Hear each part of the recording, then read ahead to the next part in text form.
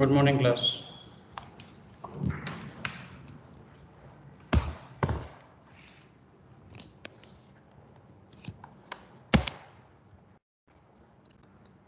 So in the previous class, we completed even and odd function. I did not share any DPP on that. I'll be sharing it today. Today we will discuss that one DPP, that is on domain. Okay. But before that, let's talk about the next topic, which is range of the function. Range of the function.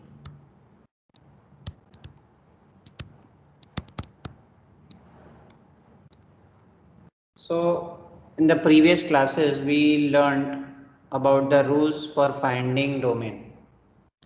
Domain means values of x. Now in this class, we will learn various methods of finding range.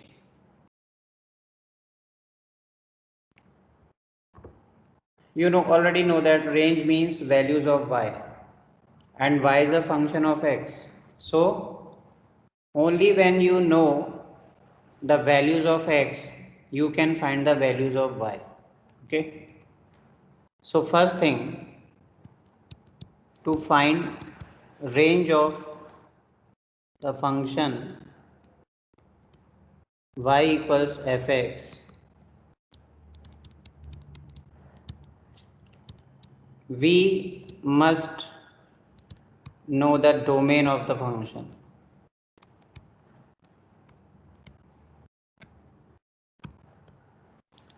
Domain of the function. Okay.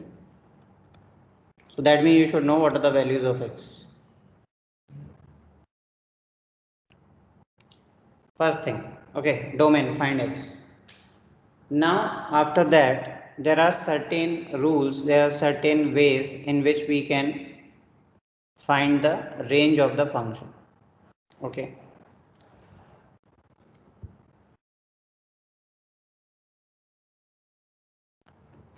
For general approach, I'm telling you one result, note this. If domain of f, I already told you what is the meaning of df, right? Domain of f. So if domain of f is R or R minus some finite points,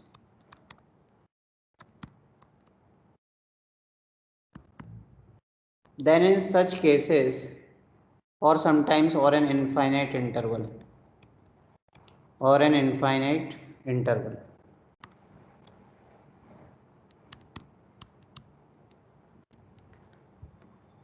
express x in terms of y. Express x in terms of y. See what we will do, there are so many rules, right? It's not like domain. It is a very important topic. So there are a lot of variations in the problems. So based on each rule, I will take few examples. Then you will be able to understand where to apply that particular rule. Okay. Express x in terms of y. From this, find y for x to be defined. तो ये भी example से आपको समझ में आ जाएगा, defined या real.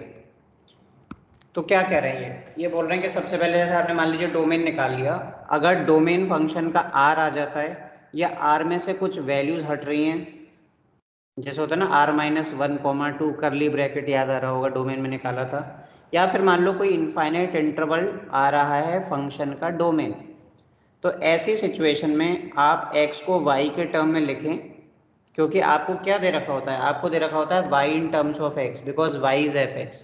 पर आपसे क्या लिखने को कहा जा रहा है, x in terms of y equation से. वहाँ से आप क्या करेंगे, y निकालेंगे, क्या यूज़ करते हुए कि x रियल है या उसको डिफाइंड होना चाहिए.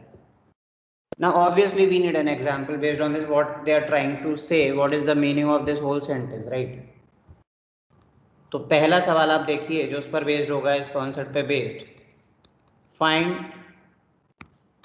Range of the function y equals x minus 1 upon x plus 3, या ठीक है, इसका आपसे रेंज निकालने को कहा जा रहा है। तो first thing that we will do is to find the domain. Okay, तो डोमेन निकाला।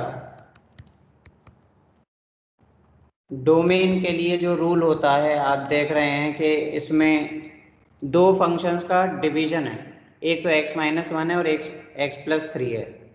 अच्छा, x माइनस 1 एक पॉलिनोमियल है तो उसका डोमेन R होगा, x प्लस 3 भी पॉलिनोमियल है तो उसका डोमेन भी R होगा, right?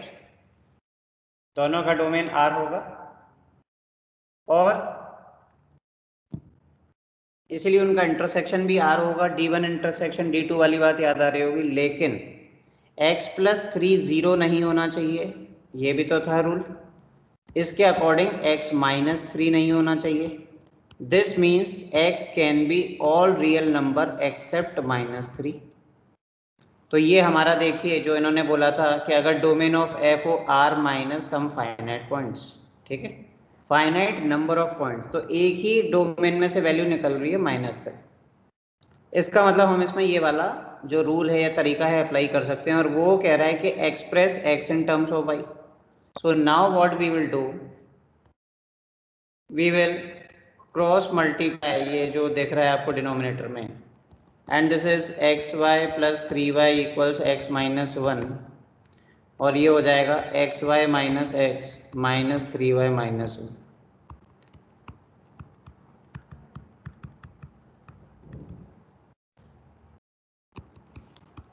Finally you get this value,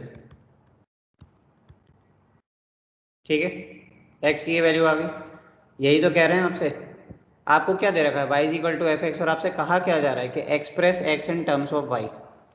अब देखो जो चीज़ आप डोमेन के लिए करते हो, डोमेन के लिए आपने यहाँ पे किया था कि x प्लस 3 0 नहीं होना चाहिए। अब यही तो कह रहा है इसमें कि from this find y for x to be defined और रियल। इसका मतलब अभी आपने बोला है कि x रियल नंबर है, राइट? तो अब आप क्या लिखोगे, for x to be defined, वही डिनोमिनेटर 0 नहीं होना चाहिए, to be defined this should not be equal to 0, that means y should not be equal to 1। तो भाई ये आपकी रेंज आ गई, y की वैल्यूज आ गई all real number except 1, all real number except 1। यानी ये जो क्वेश्चन है इसमें जो फंक्शन है उसकी रेंज में y की वैल्यू 1 नहीं आ सकती, 1 के अलावा कुछ भी आ सकता है। अच्छा, इसको मैं आपको चेक करके दिखाता हूँ, ये आपको पेपर में नहीं करना है चेक, ये तो आपकी नॉलेज के लिए मैं आपको बता रहा हूँ कि क्यों y इज इक्वल टू 1 जो इस तरह से हम हटा पाए।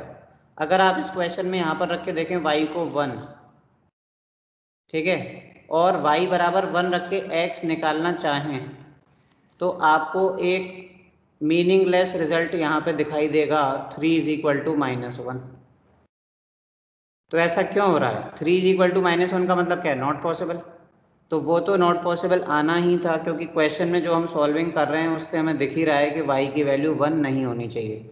ये तो मैंने आपको लिख के दिखाया है कि क्यों, क्या हुआ, 1 क्यों हट रहा है। लेकिन ओरिजिनल क्वेश्चन को देख के आप नहीं पता कर सकते कि 1 हटेगा। वो तो जब आपको x in terms of y express करोगे और x को डिफाइन करोगे, at that time you will come to know that 1 will be rejected, ठीक है। This is the whole process. तो फर्स्ट पार्ट जो मैंने आपको समझाया कि पहले आपने डोमेन निकाला, डोमेन R आ जाए, R minus some finite point या एक इनफाइनाइट इंटरवल आ रहा हो, तो we follow this process, one of the methods to find range. अच्छा, अब आगे चलते हैं और किस किस तरीके से रेंज निकाली जा सकती है। फिर क्या होगा एट द एंड एग्जाम में, आप जो भी कुछ पढ़ रहे हो, फिर आपको उस टाइम पे जब क्वेश्चन आएगा या डीपीपी में क्वेश्चन आएगा, then you will have to think that which method is suitable for this question. कई बार क्या होता है, एक सवाल, एक क्वेश्चन एक से ज़्यादा मेथड से भी हो जाता है। जैसे आप इस मेथड से भी कर सकते हो, जो नेक्स्ट बता रहा हूँ, हो सकता है उससे भी हो जाए, fine, you have to solve the question at the end, ठीक है। और कई बार हो सकता है कि कोई पर्टिकुलर मेथड से ही हो। तो यही जो प्रोसेस है सीखने वाला कि एक मेथड से होगा या एक से ज़्यादा से होगा या कौन सा मेथड एप्लीकेबल होगा, दैट इज़ व्हाट प्रैक्टिस वहाँ पे जो आती है काम में आपके, right. So this is first जो मैंने आपको बताया। Now will come to the second point, और कैसे निकाल सकते हैं। Second point, graphical method.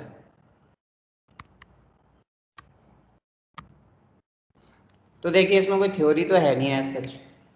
Graphical method का तो मतलब ये है कि ग्राफ बना लो y बराबर एफ एक्स का, ठीक है, ग्राफ बना लो y is equal to F X का, और उसमें ये देख लो कि y की वैल्यूज़ क्या हो रही हैं। अब मैंने आपको बताया था कि ग्राफिकली हम डोमेन कैसे देखते हैं, जब हम x एक्सिस के अलोंग चलते हैं तो जो जो x हम रख पाए हैं जिनके करस्पॉन्डिंग हमें ग्राफ दिख रहा है वो सारे डोमेन हो गए, और x रखने पे जो y मतलब हाइट से भी हम समझते हैं उस बात को, उसको हम कह देते हैं रेंज, ठीक है। तो मतलब ग्राफ से आप देख सकते हैं कि क्या होगा उसका रेंज, राइट। तो जैसे एक बिल्कुल सिंपल क्वेश्चन मैं आपको लेता हूँ, जैसे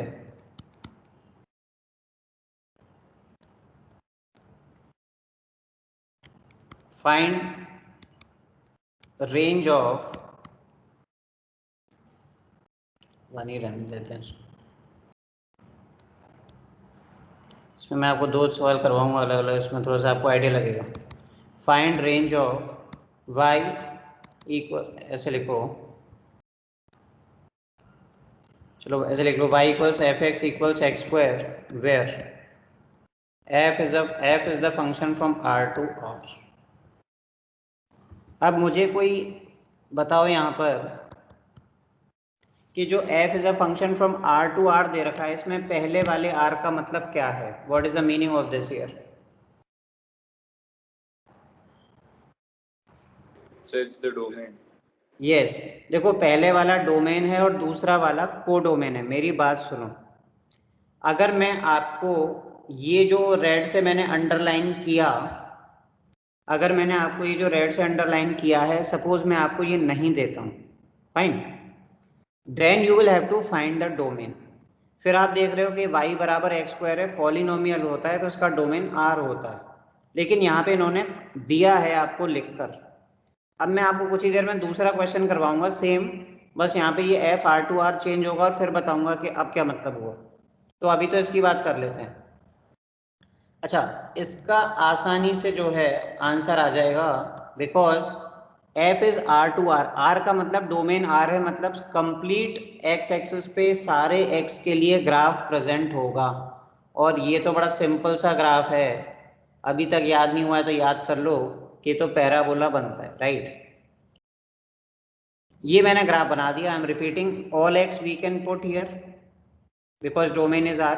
उसके लिए ये x square is equal to 4ay, मैंने पैराबोला बताया भी था आपको, ठीक है। y इक्वल्स एक्स स्क्वायर करके यहाँ पे लिखवा भी रहा हूँ, फिर से बना दिया है।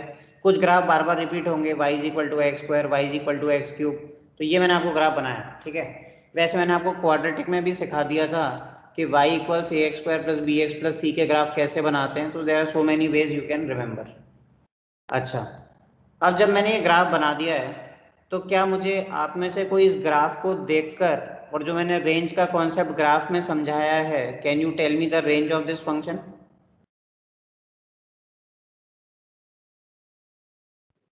So all positive values of y. And zero as well, zero भी तो है, Yes. जीरो भी है, right. y belong zero to infinity. देखिए y को हम, आप ऐसे अज्यूम करो कि आप ग्राफ पे चल रहे हो, ठीक है, तो ग्राफ पे लोएस्ट पॉइंट कौन सा आएगा, जीरो, जो कि देखो यहाँ पर है, ये मैंने लिखा, ये लोएस्ट हाइट है। और उसके अलावा जब आप ग्राफ पे चलते हो तो चाहे आप राइट साइड में ऊपर जाओ या लेफ्ट साइड में ऊपर जाओ, और आपको पता है पैराबोला का एंड तो होता नहीं है, वो तो आप प्रोड्यूस करते जाओगे, बढ़ता चला जाएगा, तो it will go till infinity. It is that easy, इतना सिंपल होता है ग्राफ से रेंज पता करना। अब मैं इस क्वेश्चन को रिपीट कर रहा हूँ थोड़ा सा चेंज करके, find range of y equals f x equals x square where f is from r plus to r। अब मेरी बात ध्यान से सुनो, मैंने आपसे कहा था कि जब हमें किसी फंक्शन का डोमेन नहीं दिया जाता है तो हम उसका डोमेन निकालते हैं, और ये है एक्स स्क्वायर पॉलिनोमियल, मतलब डोमेन होगा r. But actually sometimes they give domain from their side and they may not actually give the complete domain. समझना बात को, मतलब हमारे लिए ये वाला जो एरो मैंने बनाया, अगर हमें नहीं दिया गया है डोमेन तब तो हम निकालते हैं उसके, तो मैंने आपको तरीके सिखा दिए, ठीक है। और अगर आपको उन्होंने इस तरह से कुछ लिख के दिया है तो फिर आपको उसी को डोमेन लेके चलना पड़ेगा। So because of this, since domain is r plus only, right, domain is r plus means 0 to infinity, that means I can only take x which are towards right of y axis। अब graph तो y बराबर x square था लेकिन complete नहीं बनेगा, पिछले जैसा नहीं बनेगा, ऐसा बनेगा जैसा मैं बना रहा हूं, इस तरीके का बनेगा। Its left branch won't be there, also it won't be cutting x axis now. Why? क्योंकि x को आप क्या रख सकते हो, 0 से इन्फिनिटी ही रख सकते हो। However, when you find the range, it will be this। एक माइनर सा चेंज ही आया रेंज में। क्यों? क्योंकि देखो पहले वाले क्वेश्चन में लेफ्ट में और राइट में वो 0 से इन्फिनिटी तक ही जाता है, तो अब भले ही उसकी लेफ्ट वाली ब्रांच प्रेजेंट नहीं है, पर फिर भी अगर आप इस रेड कर्व पे चलोगे तो लोएस्ट हाइट 0 के थोड़ा सा आगे से 0 to शुरू होकर infinity will include, so it will include 0 now. R plus में 0 कहाँ से आ गया? Okay, yes sir. R plus का मतलब क्या होता है, set of all Positive. Positive real numbers, okay. Yes sir. तो इसका मतलब हम x को 0 नहीं रख सकते, तो x को 0 नहीं रख सकते तो y 0 नहीं आएगा, fine. That is why there is a ring on the origin. Clear? तो ये जो आप देख सकते हैं कि अगर हम इसमें इस रेड कर्व पे मूव करेंगे तो इन्फिनिटी तक तो जाएगा, लेकिन 0 नहीं होगा, 0 के अलावा कुछ भी होगा। जैसे फॉर एग्जांपल कोई बोले sir I want to put this value, yes you can put, this is in the domain, और फिर उसका स्क्वायर, तो आप समझ रहे हो उसको लिखना कितना कॉम्प्लिकेटेड हो जाएगा। So instead of doing that what we do, हम बोलते हैं कि अगर x बराबर 0 हम रखते तो y 0 आता, राइट। तो क्योंकि x को 0 रख नहीं सकते तो y 0 आएगा नहीं, इसलिए that will be in the open interval. It is that easy. So I hope this is clear. तो ये जो f r plus two r और इस तरह की चीजें दी जाती है ना, from here we decide what is the range. देखो मैं एक और क्वेश्चन आपको देता हूं, जैसे मान लीजिए ये है, find range of y equals sine x where, obviously ये एफ एक्स होता ही है, कई बार मैं नहीं भी लिखूं तो अंडरस्टूड है कि एफ फंक्शन, अगर इस सवाल की बात हो रही है तो वो वही होगा जो उसमें दे रखा है, ये where f is a function from π/3 to π/2 से r। देखिए अभी कोडोमेन का यूज नहीं हो रहा, राइट। ये जो एरो जहां पर आके एंड हो रहा है उस वाले का यूज नहीं हो रहा, उसका भी होगा अभी जब हम पढ़ेंगे 1 1 मैनी 1 और इस तरह के फंक्शन, तब ये भी यूज होगा। अच्छा, अभी जैसे मैं आपसे, अगर मैं ये आपसे क्वेश्चन पूछता, सुनिएगा ध्यान से, अगर मैं इस क्वेश्चन को यहाँ पर एंड कर देता, देखो इधर, find range of y is equal to sine x, तो सभी लोगों ने आंसर दे दिया होता sir -1 to 1 close interval, because at that time since nothing else is given, so I will take its actual domain and actual range. अब sine x का graph सभी लोग बनाना जानते हैं, तो साइन एक्स का ग्राफ जो आप बनाते हो वो कुछ ऐसे बनता चला जाता है, राइट, और आप इसको कितना भी प्रोड्यूस कर सकते हो। तो बस यहाँ से ये आइडिया लग जाता है, डोमेन आर है और इसकी जो हाइट है वो लोएस्ट हाइट तो -1 होती है और ग्रेटेस्ट हाइट 1 होती है, और उसी के बीच में वो चलता रहता है। This is what actually happens. लेकिन यहाँ पर उन्होंने क्या कर दिया है, यहाँ पर आंसर -1 से 1 नहीं आएगा, because they are restricting you to use the values of x here. In fact उन्होंने तो बहुत ही कम वैल्यूज दी हैं, उन्होंने बोला है सिर्फ π/3 से π/2 तक ही रखिए। सो at that time this graph will be wrong. तो अब क्या करेंगे फिर, अब हम बनाएंगे इसका ग्राफ वापस से सिर्फ π/3 से π/2 तक। देखिएगा sin x का ग्राफ इतना बना दोगे ना तो ये भी कहाँ से कहाँ तक हो गया, 0 से π/2 तक हो गया। और मुझसे तो बोला गया है सिर्फ कि π/3 से π/2 तक ही बनाएं आप, यहाँ से यहाँ तक, ठीक है। अब ग्राफ अगर आपको याद हो, यानी मुझे सिर्फ कौन सा पोर्शन बनाना है, मुझे तो सिर्फ इतना ग्राफ चाहिए, तो मैं इसलिए उसको रेड से हाईलाइट कर रहा हूँ, only this portion, because I am allowed to put only these values of x π/3 to π/2। अब कोई बोले कि सर फिर आंसर क्या हुआ, तो भाई आप इस रेड कर्व पे चलो और रेड कर्व के हिसाब से इसकी लोएस्ट और ग्रेटेस्ट वैल्यू लिख दो, आंसर आ गया। जैसा कि आप इस रेड कर्व को देख के बता सकते हैं कि जो π/3 है उस x पे y की लोएस्ट वैल्यू आएगी। जैसे अगर मैं इसके कोऑर्डिनेट्स लिखना चाहूँ ये ब्लू वाले के, तो x कोऑर्डिनेट तो π/3 होगा, y कोऑर्डिनेट कहाँ से निकालोगे, यहाँ से निकालोगे इसमें रख के, sin 60 √3/2। अब कोई बोलेगा ये जो दूसरा वाला ये ग्रीन पॉइंट बोल देता हूँ उसको कि भाई इसके लिए क्या है, तो इसके लिए x तो π/2 है तो दिख ही रहा है, और π/2 sin π/2 कितना होता है 1। अब इन दोनों पॉइंट्स पे y देखो तो लोएस्ट और √3/2 है और बीच और हाईएस्ट 1 है, और बीच में किसी तरह का ब्रेक नहीं है। ब्रेक नहीं है मतलब it will be a closed interval, √3/2 से लेकर 1 तक सारी हाइट इसकी रेंज में आ रही है। So this is called graphical method. Domain देखो, उसके अकॉर्डिंग ग्राफ बनाओ, उससे हाइट देखो और रेंज लिख दो। सो this is called graphical method. तो एक तो x in terms of y वाला बताया, दूसरा ग्राफिकल मेथड बताया। हर मेथड हर एक में लग जाए जरूरी नहीं है, कोई सवाल एक से ज़्यादा मेथड से भी हो सकता है, you have to decide yourself, वही चीज़ें प्रैक्टिस से आएंगी। So this was graphical method, okay.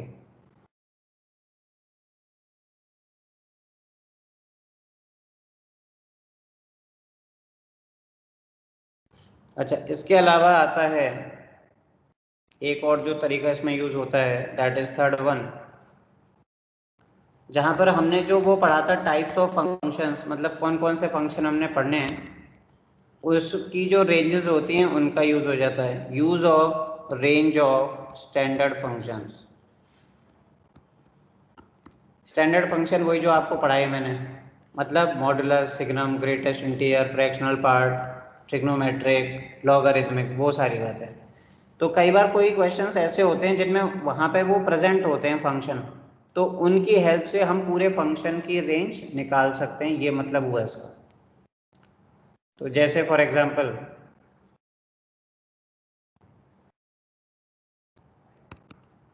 अगर मैं आपसे बोलता हूँ फाइंड द रेंज ऑफ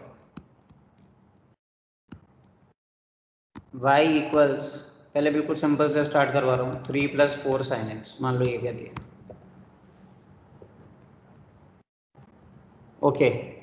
तो कौन मुझे बताएगा, मैं और कुछ नहीं लिख के दे रहा हूँ, सिर्फ इतना ही है, तो कौन मुझे बताएगा इसका domain, what is the domain of this function?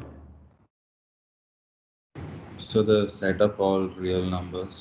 बिल्कुल, देखो भाई इसका डोमेन R है, क्यों? क्योंकि इसमें दो चीज़ों का प्लस हो रहा है, एक 3 का और एक 4 sin x का। 3 तो कांस्टेंट है, और आप याद करिए कि कांस्टेंट फंक्शन का डोमेन R होता है, और दूसरा 4 sin x है या sin x है, तो sin x का डोमेन भी R होता है और बीच में प्लस है, तो D1 इंटरसेक्शन D2 करते थे। इसका मतलब पहले का भी R है, दूसरे का भी R है, तो पूरे क्वेश्चन का डोमेन भी R ही होगा। वो तो sin x देख के समझ में आ जाता है, ठीक है। So domain is R। अब कौन मुझे इसकी रेंज बता सकता है, who can tell me the range? और उसमें ये जो लिख रहा है रेंज ऑफ स्टैंडर्ड फंक्शन का यूज, वो कैसे करें, मतलब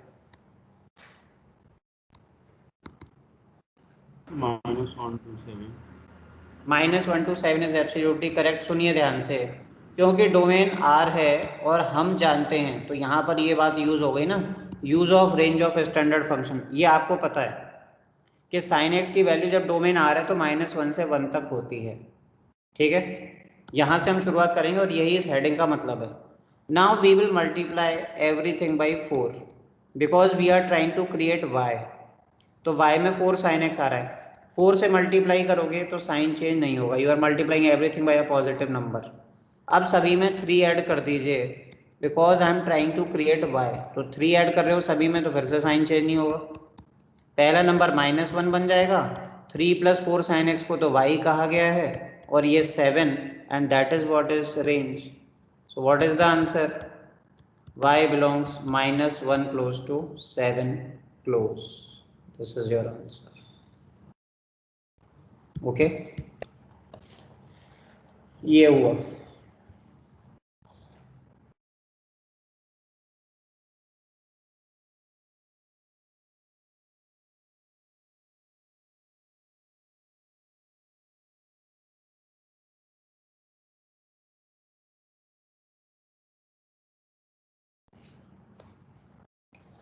अगला क्वेश्चन देखिए, इसको आप ट्राई करिए क्योंकि मैंने आपको बता तो दिया ही है, थोड़ा सा आप भी सॉल्व करके देखो। ट्राई दिस क्वेश्चन, बताओ क्या आंसर आएगा। y = 1/3 + cos x।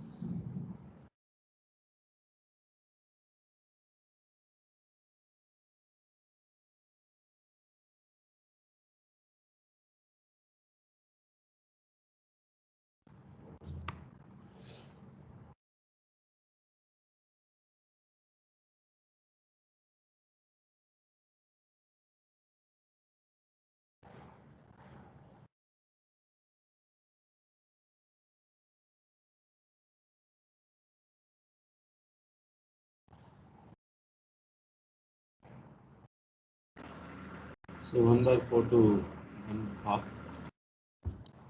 Please repeat, range you are talking about, right? Say 1/4 to 1/2 and 1/2. 1/4 to 1/2, correct. देखिए भाई, सबसे पहले इसका डोमेन तो R है, ठीक है, डोमेन इज R।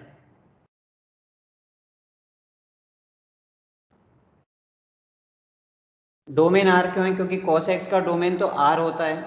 और दूसरी बात तुम कहोगे सर ये डिनोमिनेटर में भी तो है, तो ये कभी 0 हो ही नहीं सकता। क्यों? उसके लिए cos x को -3 होना पड़ेगा, कभी हो ही नहीं सकता cos x -3, ठीक है। So domain is R, it can never be 0 as cos x is can never be -3, तो डोमेन R हो गया, ठीक है। नाउ अब फिर से वही, इसकी वैल्यू कहाँ से कहाँ तक? -1 से 1 तक, राइट। इसकी वैल्यू -1 से 1 तक, सॉरी x की नहीं, cos x की, ठीक है। दिस इम्प्लाइज, अब क्या करोगे? 3 ऐड कर दोगे सभी में, तो मैं देखो सब में 3 ऐड करके लिख रहा हूँ आपके सामने ये। अच्छा, अब क्वेश्चन को y बनाना है, तो y बनाने के लिए रेसिप्रोकल लेना होगा, and I told you if it is a positive interval, जैसा कि यहाँ पे देख रहे हैं, तो फिर रेसिप्रोकल लेने से साइन चेंज हो जाएगा। ऐसा क्यों होता है? देखो जैसे 2 इज़ लेस देन 3, अब मैं अगर रेसिप्रोकल लेता हूँ दोनों का, तो कौन सा नंबर बड़ा होगा? हाफ बड़ा हो जाएगा, right. Half is greater than 1/3, that is the reason. So if we take inequality, sorry, reciprocal inequality and the interval is positive completely, so sign will reverse। अब ये क्या बन गया? ये तो y बन गया। so this is the answer, y belongs 1/4 is the least value, 1/2 is the greatest value। ये रेंज आ गई, ऐसे करना होगा।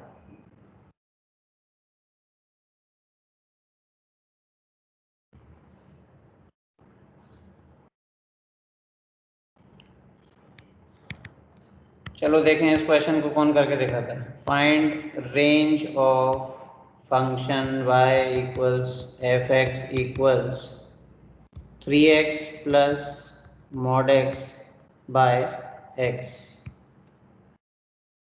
What is the answer?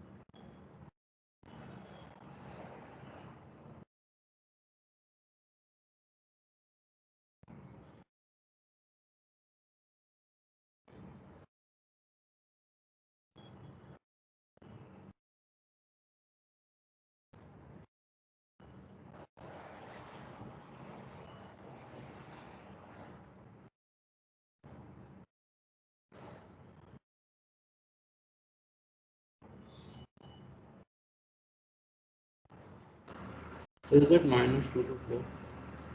-2 to 4. This is what you are getting, something like this. Yes. -2 to 4. ये answer तो नहीं आएगा. Anyone else?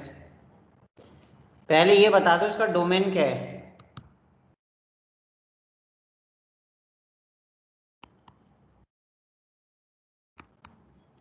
Who will tell me the domain?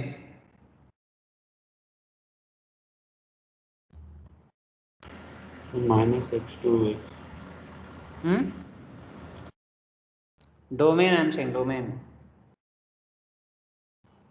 R minus 0. R minus 0. R minus 0. X की value 0 नहीं हो सकती. It is in denominator. Rest everything is okay. Modulus में तो आप कुछ भी रख सकते हो, आपको पता ही है. सिर्फ डिनोमिनेटर का चक्कर है, मतलब 0 नहीं रख सकते. अब 0 नहीं रख सकते इसका मतलब 0 के अलावा कुछ भी रख सकते हैं.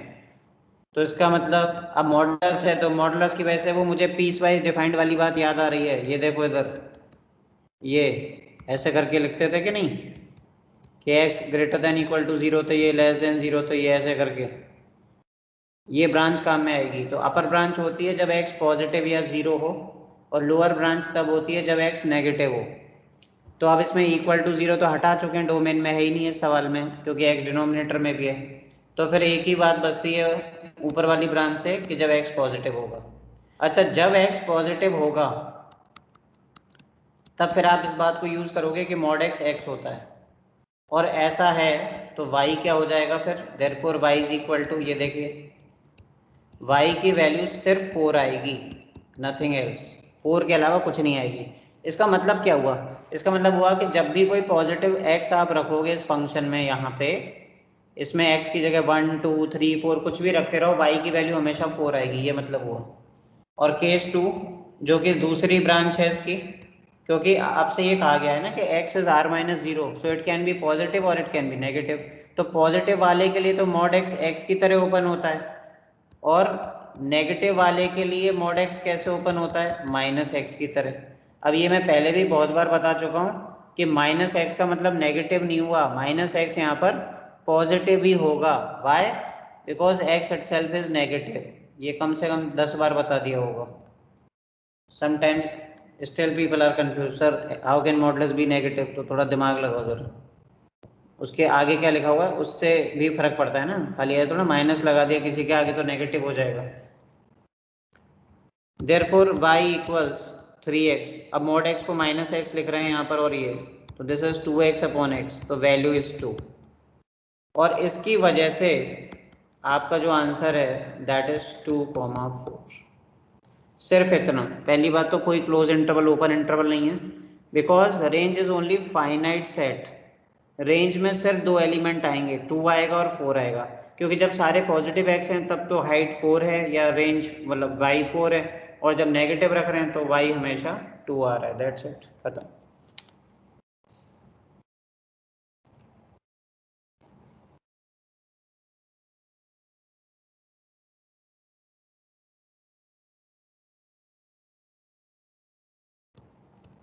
अब नेक्स्ट क्वेश्चन दे रहा हूँ, देखें कितने लोगों को याद रहा है 11th का कुछ.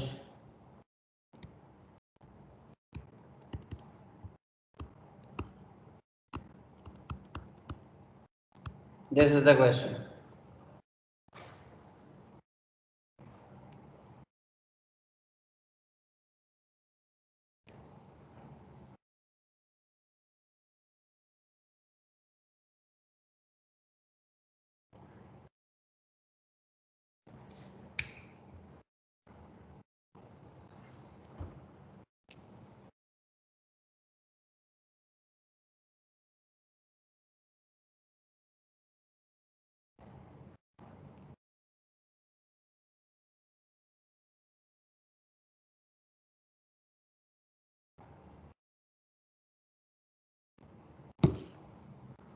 हाँ भाई, किसी को ध्यान है इसका रेंज कैसे लिखते थे?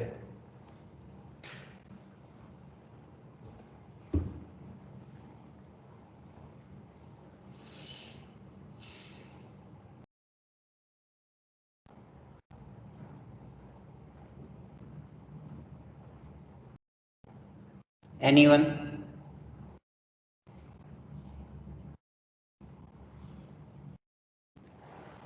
देखो इसका डोमेन तो, हाँ बोलो। Nothing, sir. What? Not getting the answer? याद नहीं आ रहा पुराना? देखो डोमेन तो आर होगा, क्योंकि कॉस और साइन का डोमेन आर है, तो बीच में माइनस है। एफ एक्स माइनस जी एक्स का डोमेन भी D1 इंटरसेक्शन D2 से आर ही आएगा। अब याद करिए, ये तो डायरेक्ट क्वेश्चन था। Range of f x equals, कोई आंसर देना चाह रहे हैं क्या इसमें?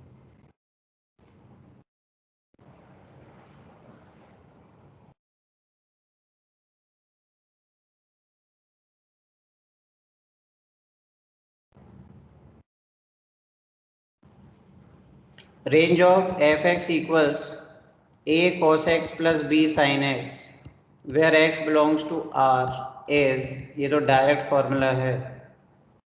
अब याद आया क्या किसी को?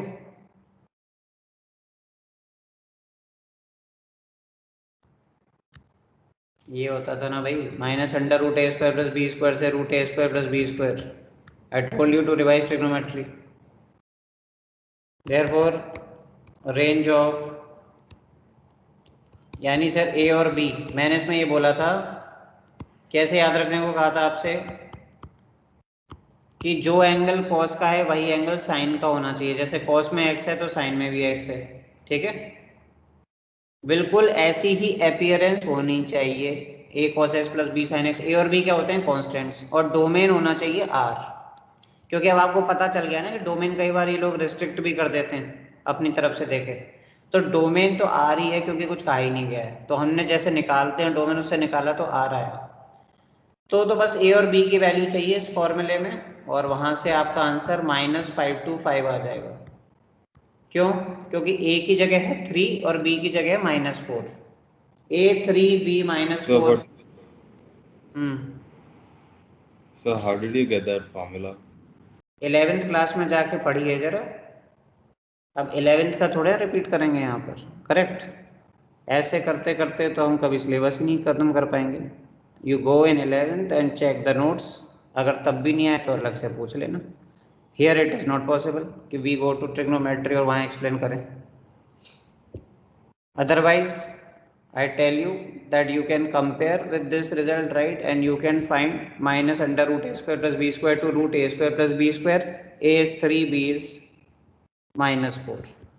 ये एक सिंगल साइन या कॉस में बदल जाता है। इसमें मैं आपको एक बार बताना चाहूँगा, if you think that it's answer is 7, कुछ लोग कहेंगे सर आंसर 7 होगा कि कॉस को तो 1 रख दो और साइन को -1 रख दो, right?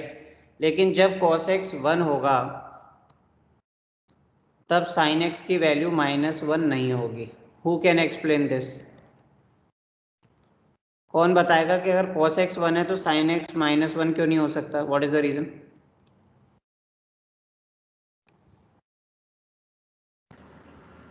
So they are supplementary signs. So one of the reasons can be the identity, कि भाई cos square plus sine square 1 होता है। cos square plus sine square is 1। So if cos x is 1, sin x will be 0, not -1 or 1. This is the reason. तो अगर कोई ये सोचता है कि मैं दोनों की मैक्सिमम वैल्यू रख दूंगा तो मैक्सिमम आ जाएगा या कुछ ऐसा कर दूंगा, उससे नहीं आता है। This minus under root a square plus b square to this. Now a is 3, b is -4, यहाँ पर आप पुट करिए, √25 बनेगी वैल्यू। √25 इज 5, that is why answer is -525। See, till the from the end of class 11th, I have been constantly saying that revise trigonometry. ये कहते कहते ही शायद 50 डेज हो चुके हैं, सिर्फ यही बोलते बोलते कि रिवाइज कर लो। Still not doing it, I can't help you. उसको पढ़िए ना आप घर पे, क्या कर रहे हैं बैठ के सुन। Next question, find range of y इक्वल्स 3 - 2 टू द पावर x। ये है। अब मैंने आपको एक्सपोनेंशियल फंक्शन के बारे में भी पढ़ाया था। सबसे पहले इसका डोमेन बता दो। Domain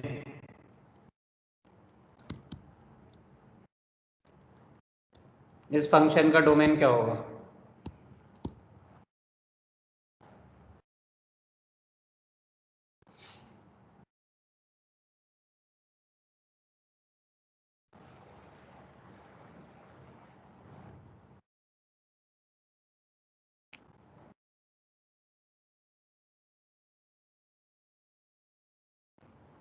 Yes, anyone?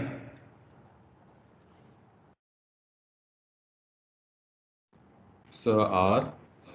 Yes, R will be the answer.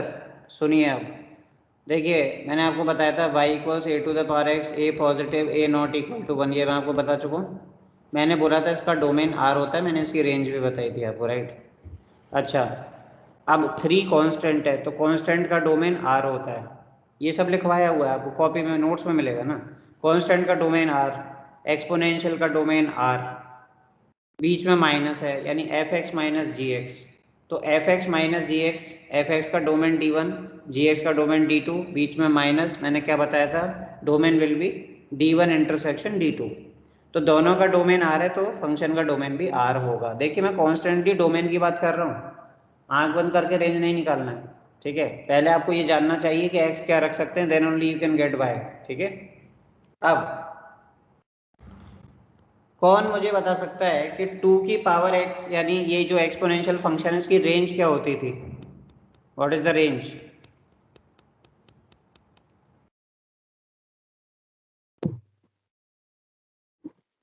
So 1 to infinity. 1 to infinity, sure? Okay, no sir. Then मैंने आपको ये भी 0 to बताया था, infinity. 0 to infinity, yes.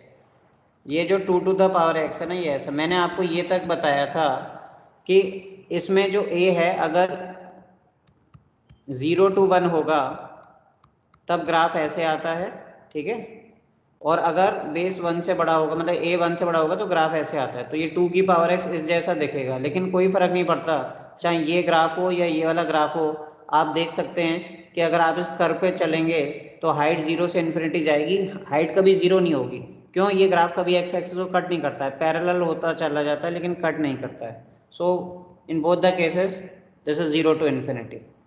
अच्छा, अब इसी से तो आपको y के बारे में पता करना है, तो इसका मतलब क्या हुआ, आप इसको कैसे लिखोगे कि 0 से बड़ा इन्फिनिटी से छोटा, मल्टीप्लाई एवरीथिंग बाय -1, -1 से मल्टीप्लाई कर दूंगा तो साइन रिवर्स हो जाएगा। पता ही है सभी को, वेन एवर भी multiply anything by negative number specially inequality sign reverses, है ना। ऐसा क्यों कर रहा हूँ? क्योंकि y क्रिएट कर रहा हूँ। अब y क्रिएट करने के लिए सब में 3 ऐड करना पड़ेगा, 3 ऐड किया, ये देखिए। अच्छा, अगर कोई बोलेगा सर 3 माइनस इन्फिनिटी, चलो लिख ही देता हूँ, 3 ऐड किया है ना, ये तो इधर 3 आ जाएगा, ये y बन गया और ये माइनस इन्फिनिटी। क्योंकि माइनस इन्फिनिटी में 3 जोड़ दोगे तो क्या उस पर कोई फर्क पड़ जाएगा? नहीं। तो इस बात को कैसे लिखें? रेंज आ गई ना, y बन गया, ये देखिए this is your answer, y belongs -infinity to 3। So all these questions were based on range of standard functions, जो आप पढ़ चुके हैं उन्हीं को यूज करते हुए हम रेंज निकाल रहे हैं, but finding domain first is important, okay.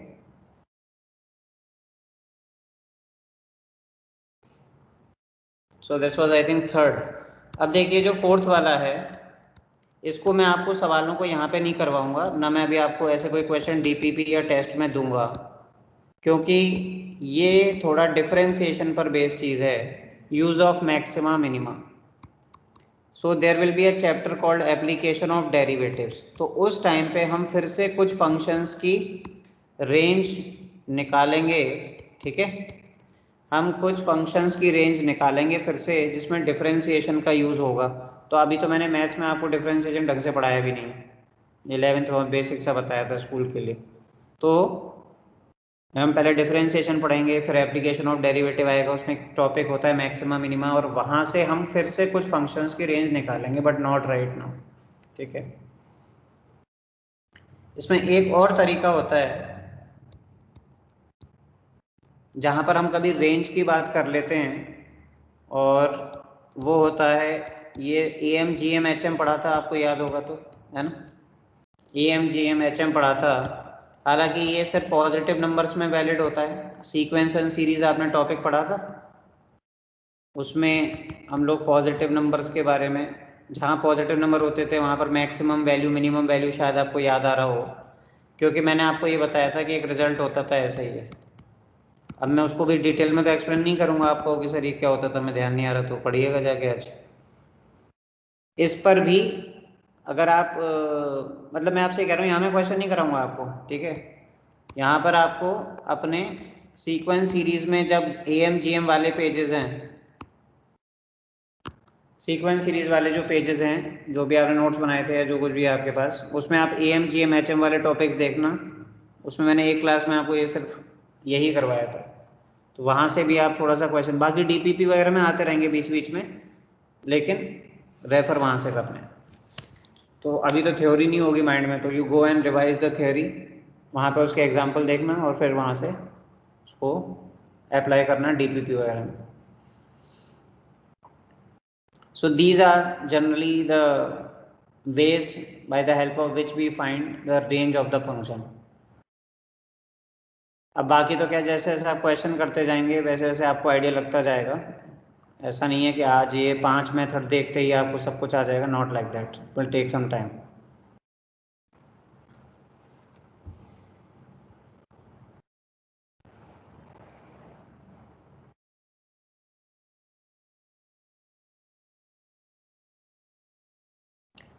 So now about the DPP जो मैंने आपसे लास्ट में शेयर की हुई है, let's complete that so that there is no pending work for us.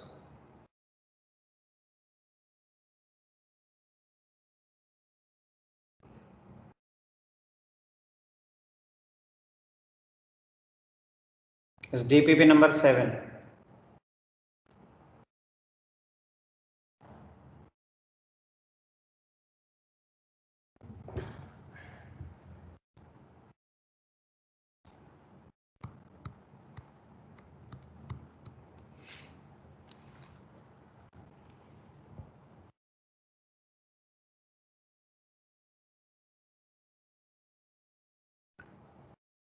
Now in DPP number 7,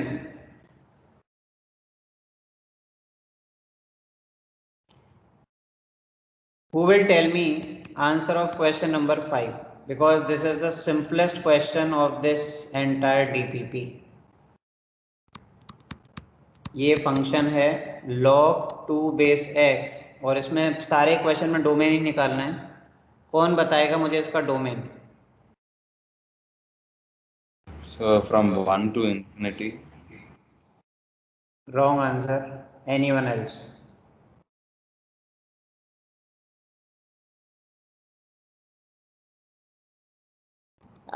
That is why I do not give the answers, because if I start giving the answer you will try to manipulate, try to think that way कि इस answer को कैसे लाना है. That is why we are having this discussion. Anyone else? What is the domain?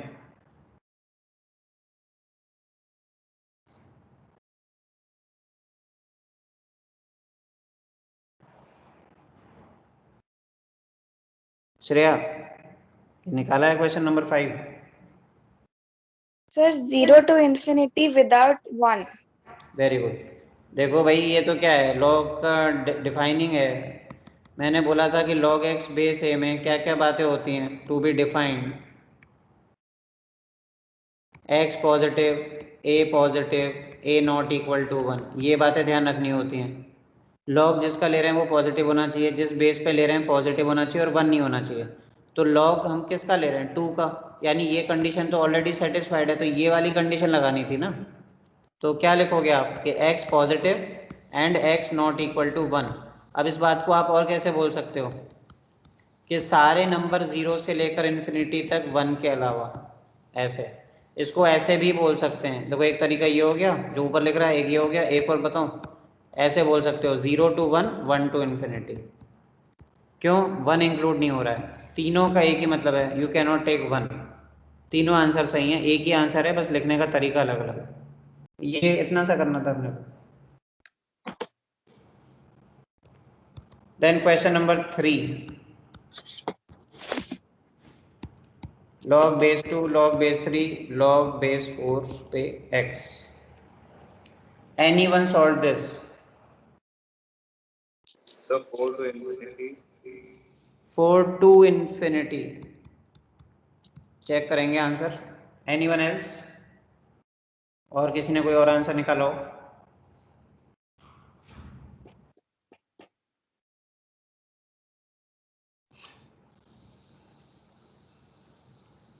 देखिए इसमें 3 log लग रहे हैं, 4 वाले बेस पे, 3 वाले बेस पे और 2 वाले बेस पे.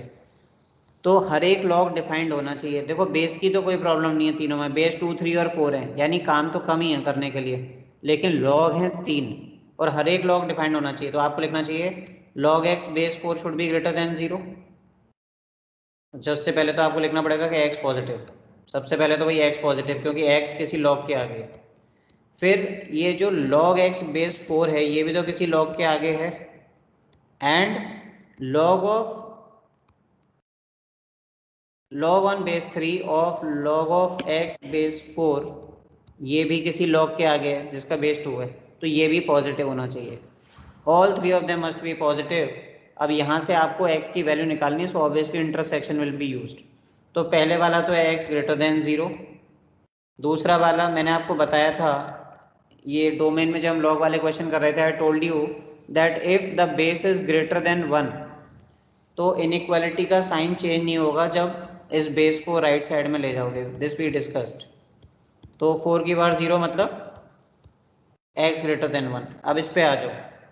अब जब इस वाले को सॉल्व करोगे तो इसको कैसे सॉल्व करेंगे? Treat this as a single term. इसको जैसे y की तरह, z की तरह कुछ भी सोच लो. तो पहले ये 3 जाएगा उधर, 3 उधर जाएगा, सो 3 टू द पावर 0, बेस 1 से बड़ा है इसीलिए.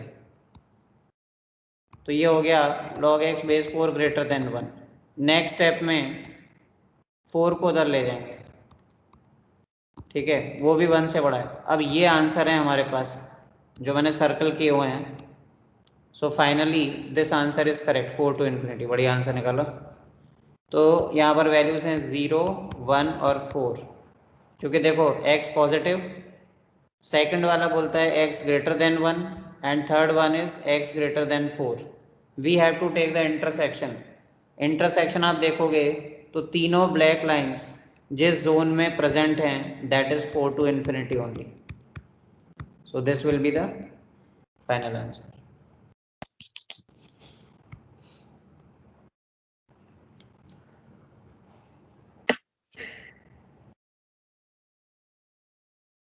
Now what about question number 1? I think someone is on this. Unmute, mute yourself. Question number 1. इसका डोमेन क्या होगा?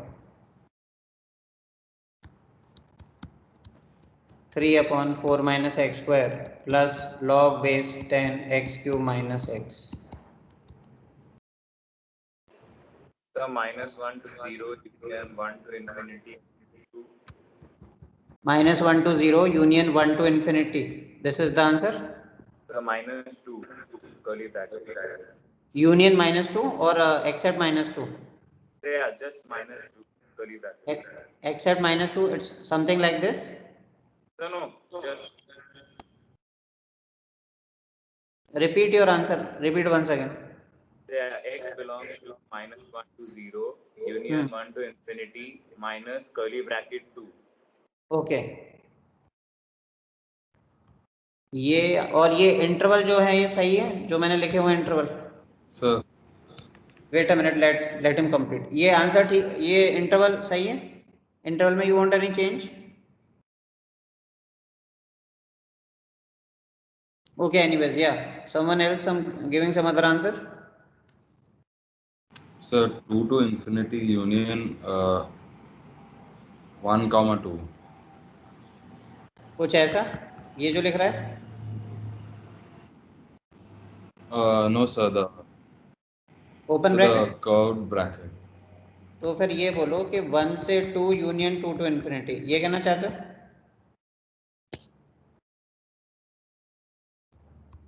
These kind of brackets you want, right?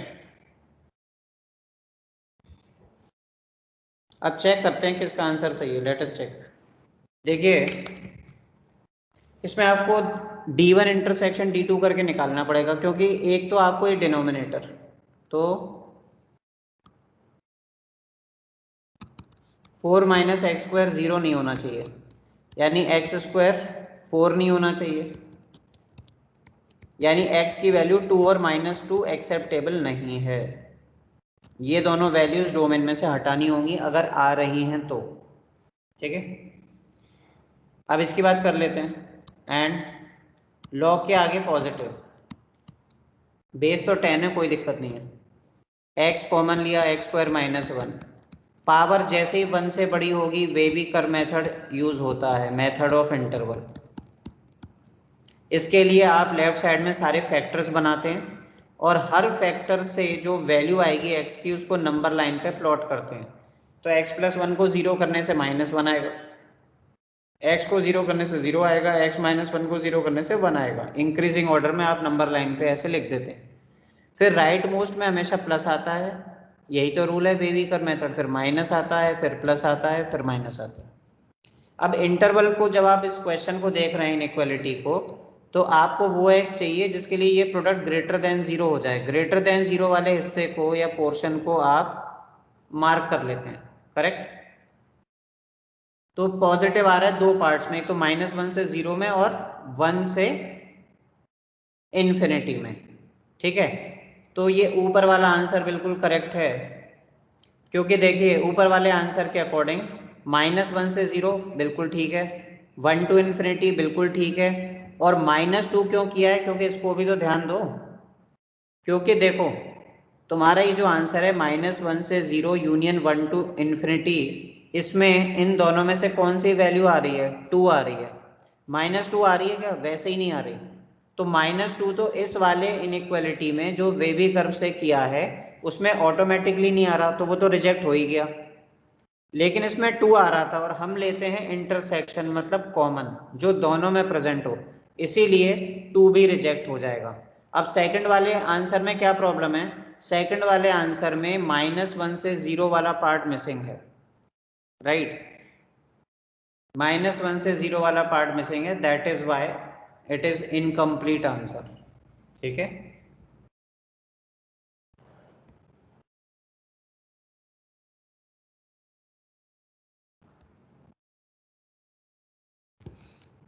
तो ये अपना क्वेश्चन नंबर 1, इसमें कोई डाउट किसी को।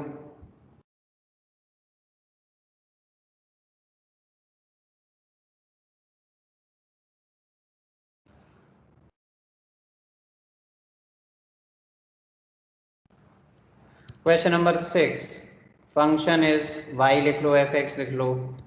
ये तो आसान सवाल ही है वैसे। किसी ने इसका डोमेन निकाला क्वेश्चन नंबर 6 का? No solution. No solution is your answer. Anybody else with some other answer?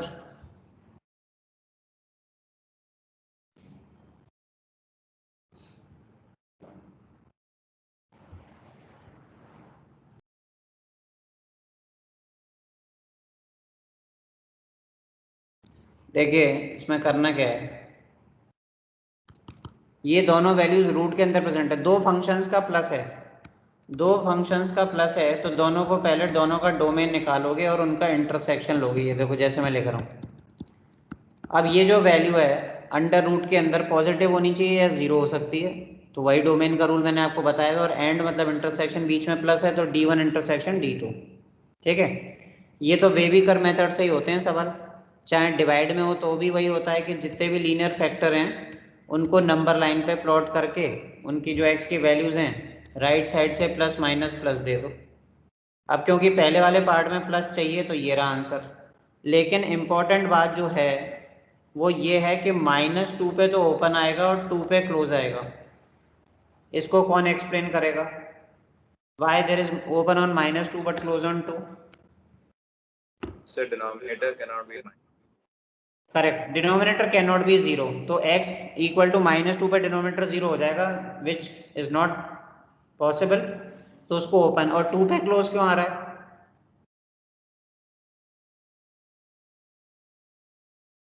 2 पे क्लोज इसलिए आ रहा है क्योंकि x इज इक्वल टू 2 को जब क्वेश्चन में आप रखोगे इस इनइक्वालिटी में तो ऊपर 2 माइनस 2 0 बन जाएगा, नीचे 4 आएगा, 0/4 इज 0, तो ये इक्वल टू 0 होल्ड कर जाएगा ये वाला जो है, क्योंकि क्वेश्चन ये है कि वो x निकालो जिसके लिए ये ग्रेटर देन और इक्वल टू 0 हो जाए। अब दूसरे वाले की बात कर लेते हैं। देखिए दूसरे वाले में वेवी कर्व मेथड लगाने से पहले -1 से मल्टीप्लाई करो, क्योंकि वेवी कर्व मेथड अगर आपको याद हो तो उसमें x में हर एक x का कोफिशिएंट 1 होना चाहिए या पॉजिटिव होना चाहिए, तभी वो रूल वैलिड होता है। तो यहाँ पर ऊपर 1 - x था, तो आपको इसको पहले दोनों तरफ इनइक्वालिटी को -1 से मल्टीप्लाई करना है। उससे राइट साइड में तो 0 × -1 तो 0 ही रहेगा, इधर 1 - x से x - 1 बन जाएगा, लेकिन साइन रिवर्स हो जाएगा। फिर वही जो इसमें कर रखा है वो आप कर दो यहाँ पर, और ये ठीक है। इस एक बार फिर से -1 पे ओपन रहेगा और 1 पे क्लोज रहेगा।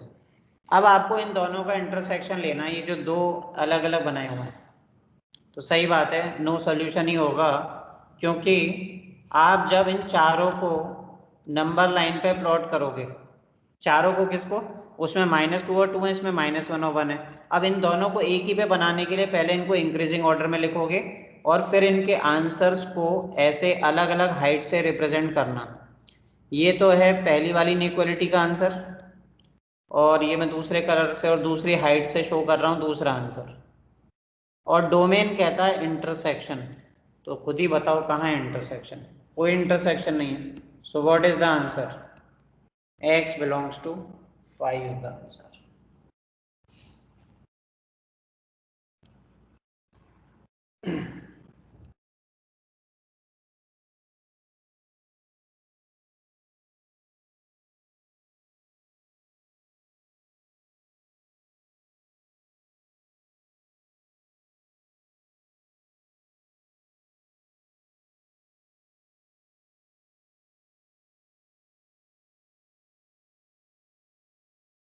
ऐसे ही अलजेब्रिक वाले में, मतलब बेबी कर मेथड पे ही बेस्ड 9th क्वेश्चन है, जो एक्सप्रेशन देखने में तो बड़ा लेंथी है पर है सवाल आसान ही। x² - x + 1 -1/x + 1 -2x - 1/x³ + 1, इसका डोमेन निकालना था। किसी ने इसका डोमेन निकाला है 9th क्वेश्चन का?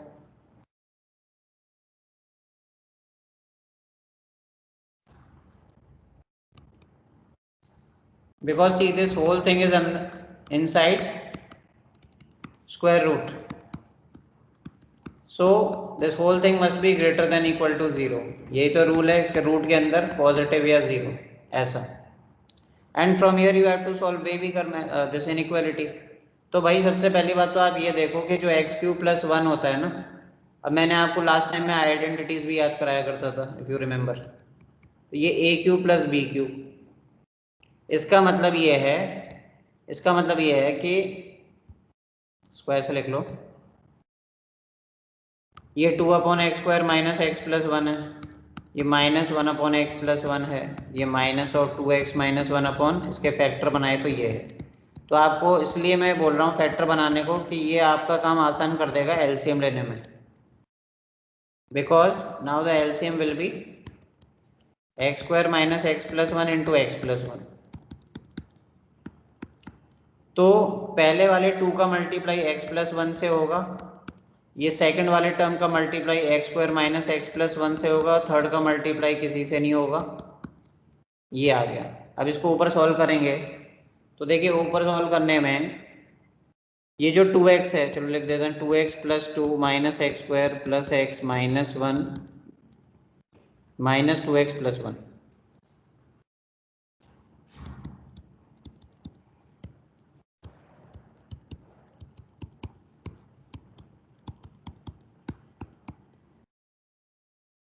तो देखिए यहाँ पे 2x से 2x कैंसिल, राइट, और एक ये -1 से 1 कैंसिल, तो अब ऊपर क्या बचा, -x² + x + 2 अपॉन में ये। अब हो सकता है कुछ लोगों ने यहाँ तक किया भी हो, उसके बाद सॉल्व नहीं हुआ हो। तो देखो अब मैं इसमें क्या बात बताना चाहूँगा, सबसे पहले तो सबसे पहले तो ये जो इनइक्वालिटी में डिनोमिनेटर है इसको मैंने दोनों तरफ मल्टीप्लाई किया और साइन चेंज नहीं हुआ, देख रहे हो। I multiplied both sides by x square minus x plus 1. What is the reason? It is always positive. ये देख लीजिए, ये सब बेबी कर मेथड में इस तरह के एग्जाम्पल भी लिए हैं। ऑलवेज पॉजिटिव, कुछ भी x रख दो पॉजिटिव वैल्यू आएगी, 3/4 से तो कभी कम आएगा ही नहीं, तो इसीलिए मैं दोनों तरफ मल्टीप्लाई कर सकता हूँ। After that we multiply both sides by -1। उसका रीज़न क्या है कि एक्स स्क्वायर का कोफिशिएंट नेगेटिव आ रहा था। Make the factors x -2 x + 1, ठीक है, एक्स स्क्वायर माइनस एक, हाँ, तो देखिए x + 1 भी कैंसिल हो गया और बचा क्या, x <2, ठीक है। ये हम यहाँ से चलते आ रहे हैं डोमेन के लिए, x <= 2। तो इससे पहले कि आप आंसर -∞ to 2 क्लोज लिख के गलत कराएं, ठीक है, आपको इसमें से एक वैल्यू और हटानी होगी और वो होगी -1। क्यों? बिकॉज यहाँ पर देखिए इस स्टेप पर, ये जो आप, या और एक इस स्टेप को देखो, आपने x + 1 को x + 1 से कट तो कर दिया है ना, लेकिन आपने क्या ये सोचा कि x + 1 शुरुआत से ही डिनोमिनेटर में था, तो x + 1 डिनोमिनेटर में शुरुआत से था तो उसकी वैल्यू 0 नहीं हो सकती। अब तुम बोलोगे सर x² - x + 1 भी तो था, लेकिन x² - x + 1 तो कभी 0 होता ही नहीं, इट इज़ ऑलवेज पॉजिटिव। और जो x³ + 1 था उसमें एक फैक्टर तो x² - x + 1 ही था, यानी पॉजिटिव, और दूसरा x + 1 है, उसके लिए मैंने लिख लिया। तो यहाँ पर आके भी गलती हो सकती है कि x <= 2 मतलब -∞ to 2, but you should remove -1 also. तो ये एक अच्छा सवाल है, देख लीजिए आप उसको।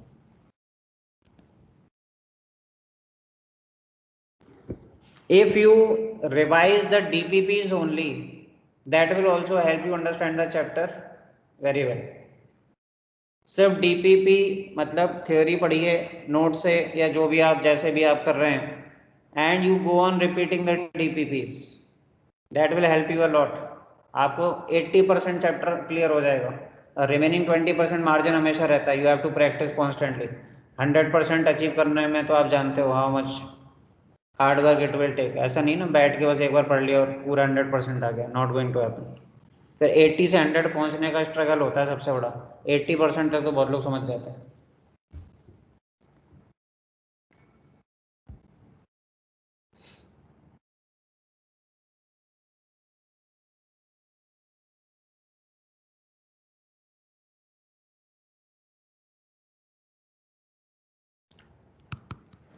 Now about question number 4, y = fx = ये ln 5x - x²/4, ये किया है किसी ने?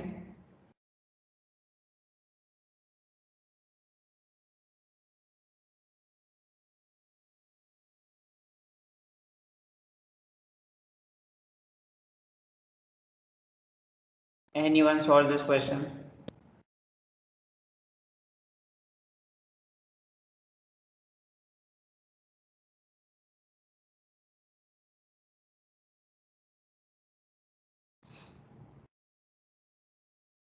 डेविस आंसर निकाला था इसका?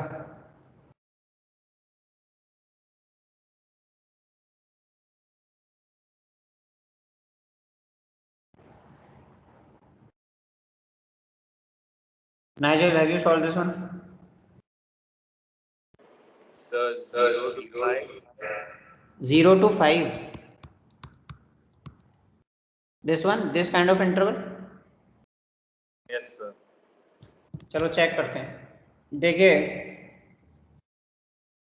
डोमेन निकालने के लिए जो जो बातें बताई गई हैं उनका ध्यान रखें। तो ये रूट के अंदर है, राइट, स्क्वायर रूट डिफाइन होना चाहिए, पर लॉग के आगे भी तो है, fine, for log to be defined ln का मतलब क्या होता है? ln का मतलब होता है log on the base of e, मतलब ये लिखा हुआ है या फिर ये लिखा हुआ है, एक ही बात होती वो। ये भी बताया हुआ है आपको मैंने ये। अब इसमें जो log के आगे है, right,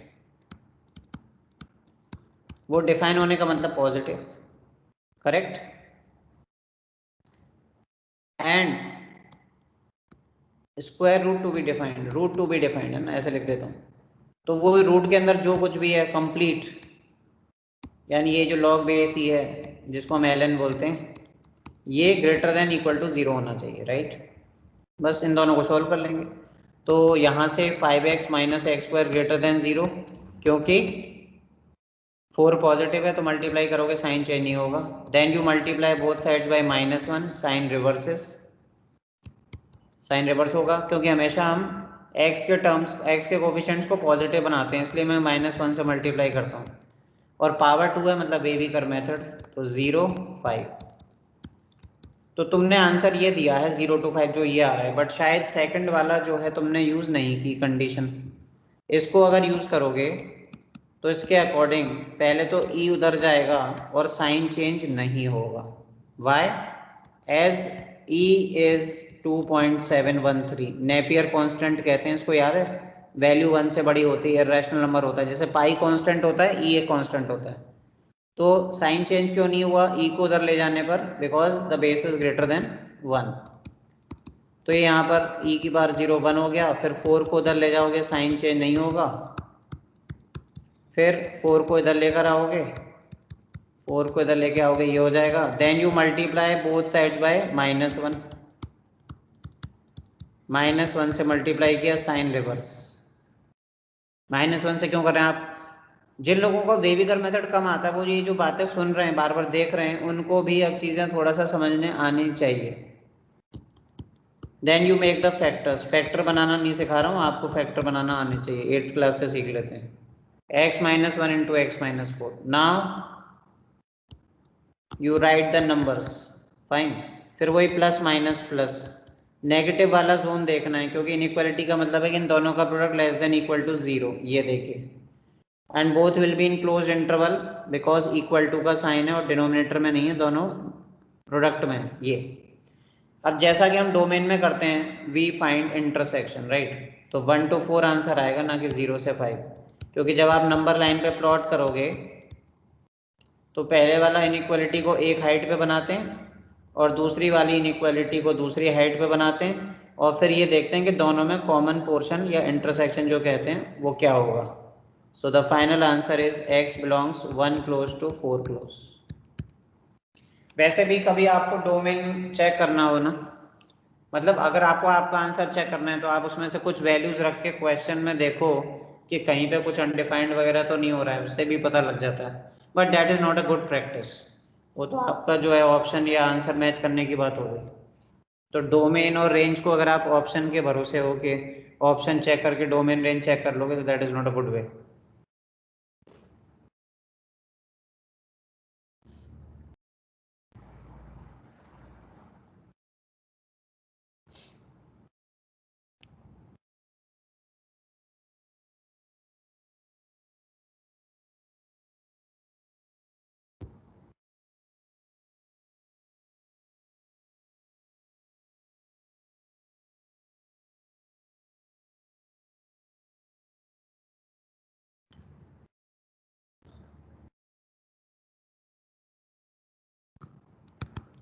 Question number 7. f(x) equals x square minus 3x minus 10 ln square x minus 3, ये वाला। Anyone solve this question? इसके अलावा 3 क्वेश्चन ही बचते हैं। Yes, anyone solve this one? So 5 to infinity. 5 to infinity, open interval at 5. Square bracket on 5. अच्छा, चलो check करते हैं। सी इसके जो नेक्स्ट 3 क्वेश्चंस हैं, मतलब जो रिमेनिंग 3 क्वेश्चन है, 7 we have discuss, that we will do in the next class, क्योंकि वो थोड़े टाइम कंज्यूमिंग और अच्छे सवाल भी हैं। नो हरीज, समझ में आना चाहिए। आज जो क्वेश्चन कराएं इनकी प्रैक्टिस करना वापस। So let us do this one. ये क्या है अपना, सबसे पहले तो रूट के अंदर है राइट, तो वही लॉग डिफाइन होना चाहिए, रूट डिफाइन होना चाहिए, ऐसे ही करते हैं। सो डोमेन हम निकालने जा रहे हैं, log be defined, for log to be defined. तो वही एल मैंने अभी आपको समझाया था। एल का मतलब क्या है, एल का मतलब है बेस ई पर, यानी बेस की कोई प्रॉब्लम नहीं है। लॉग, अच्छा कोई बोले ये 2 क्या है, तो ये होल स्क्वायर की तरह होता है ऐसे। ये जो 2 है ना, ये होल स्क्वायर की तरह है, जैसे वो बोलते हैं ना साइन स्क्वायर थीटा, तो ऐसे ही लॉग स्क्वायर, ये मतलब है। तो for log to be defined, log के आगे पॉजिटिव होना चाहिए, मतलब x-3 शुड बी पॉजिटिव, ठीक है। इसका मतलब x 3 से बड़ा होना चाहिए। अब for root to be defined, अब रूट डिफाइन होना चाहिए। रूट डिफाइन होने के लिए, रूट डिफाइन होने के लिए ये पूरा product greater than equal to 0 होना चाहिए, राइट।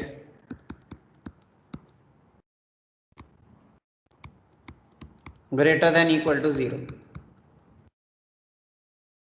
तो यहाँ पर पहले वाले के तो फैक्टर बन जाएंगे x-5 x+2, ये इसके फैक्टर हैं, आप देख सकते हैं, फैक्टर आप खुद भी बना के देख सकते हैं, ठीक है। अच्छा, अभी एक बात का जो मैं आपको यहाँ पे एक समझाऊंगा चीज़, कि यहाँ पे कोई बोलेगा कि स्क्वायर है, ठीक है, तो स्क्वायर है मतलब पॉजिटिव है, तो डिवाइड कर दो, ये लो डिवाइड कर दिया, ठीक है। और नंबर लाइन पे -2 और 5 मार्क कर दिए, फिर प्लस माइनस प्लस देखा तो पॉजिटिव वाला जोन लेना है, तो पॉजिटिव वाला जोन ये आ गया, ठीक है, पॉजिटिव वाला जोन ये आ गया। अब इन दोनों का हमने इंटरसेक्शन लिया, एंड चलता है ना, and.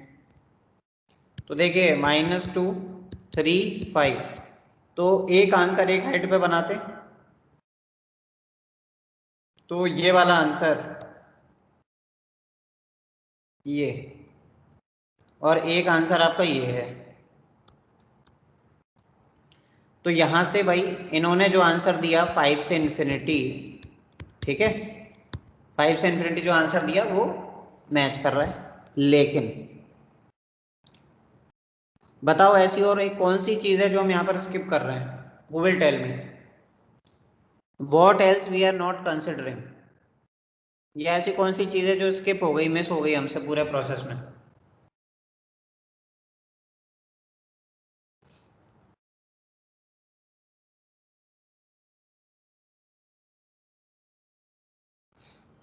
Who will tell.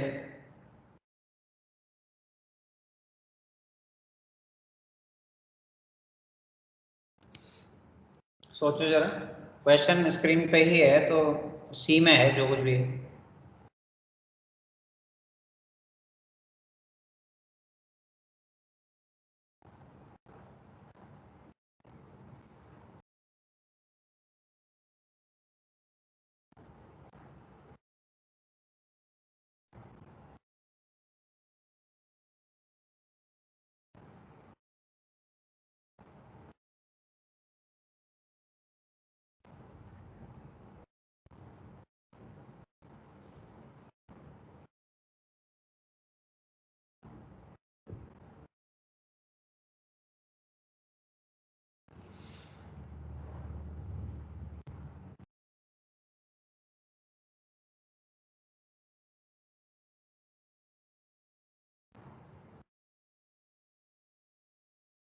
Yes anyone, अरे नहीं सोच पा रहे, हाँ तो आसान है।